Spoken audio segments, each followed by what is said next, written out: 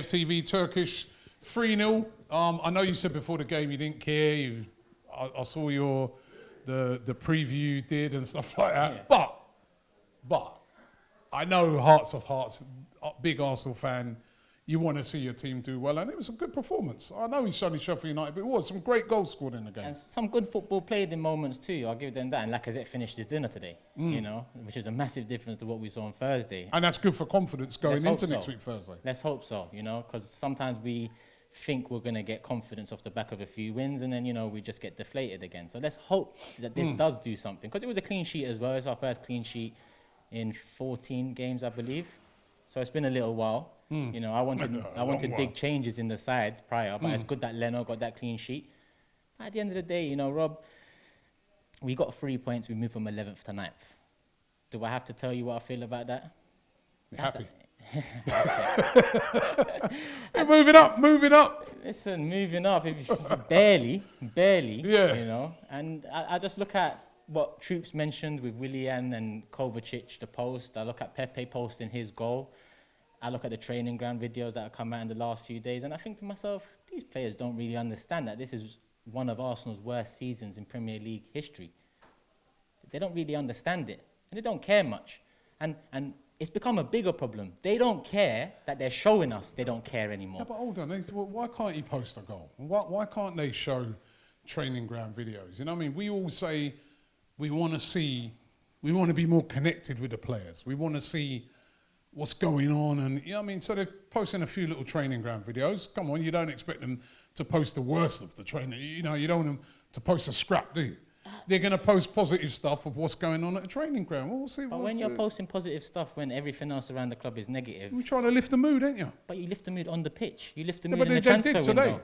They did today. The mood is barely lifted, Rob. We still know we've got a mountain to climb. No, we know we've got a mountain to climb. We've got the mountain to climb on Thursday. At least the mood's lifted slightly. We all know we're not going to be fooled by that because it's Sheffield United. But every Arsenal fan's thinking, well, you know what? Okay.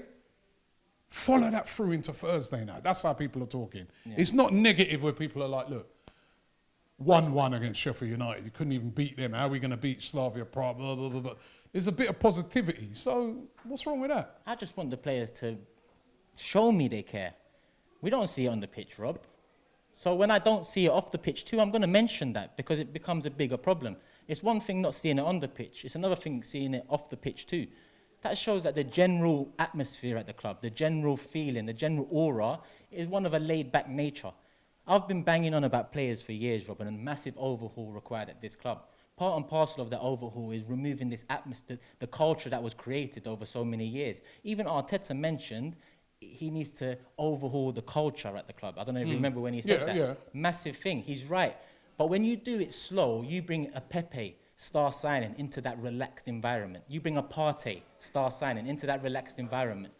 It's also a test of their character. Some characters will stand up and look around and think to themselves, these men are on a joke thing, you know? I need to show them and lead by examples. But some men will just sit back, relax, and become part of the furniture.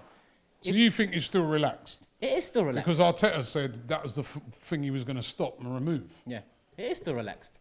Our captain's coming late to the North London derby. Yeah, but he came late to the North London derby, but he didn't play in a huge game. So that's not relaxed, But if there's ever an example of a relaxed atmosphere at our club, if you could pick out the captain coming late to one of the biggest games of the season, that would be a perfect example of a relaxed atmosphere. No, but hold on.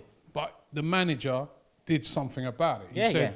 He said, yo, that ain't happening round here. I don't care if you're the captain, and dropped him. Yeah. Which wouldn't have gone down well with Aubameyang, but he did it for a huge game like that and left him in the stands, obviously to embarrass him. So that's not relaxed, is it? It may be on the surface we're looking at a couple of training ground videos and thinking that, but he is trying to shake that up. Yeah, no, and I respect Arteta for that. You know, even the way he came out with Ozil, we've debated that, and I always said that it was his decision with Ozil. You know, a lot of people don't think that, but the way he came out and said, it's me, similar to Guendouzi, I respect how he handled that because I understand how he handled it. Do I want Guendouzi back? That's a separate debate. But his ruthlessness is something we've needed. But at the end of the day, if you don't do it quick enough, other players that come in will be tarnished with that same nature, brush, atmosphere. Rob, in any walk of life, forget football. If you go into a business and, you know, people are dossing around, they'd work 2 hours of an 8-hour full-time shift. you're going to start doing that in reality. You know, 9 times out of 10, people will fall into that routine. That's what's happened at Arsenal. There's far too many players. And because we've slowly done it, we're coming to a stage now where the players that we would have kept 3 years ago were saying, I haven't mentioned Lacazette much in the last 3 years in terms of looking on from him. But we do have to look on from him now. Regardless of him scoring 2 goals today, he's got a year left on his contract. He hasn't hit above 15 goals in the league since he's been here. He cost 50 mil. Realistically, these are the things we need to be doing. Overhaul quickly. Wage structure is nice now with Ozil and with Mustafi, Louise, contracts all done.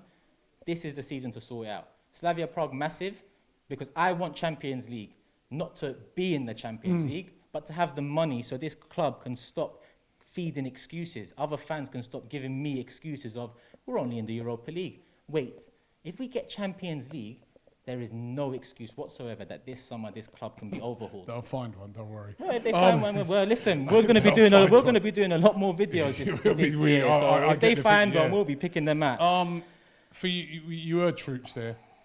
If he doesn't progress past Slavia Prague, is that it for you? Done. And I'm not even someone that, you know, goes on record to say something like that. But, well, obviously Wenger's a different kettle of fish. But Emery, I didn't want to say it.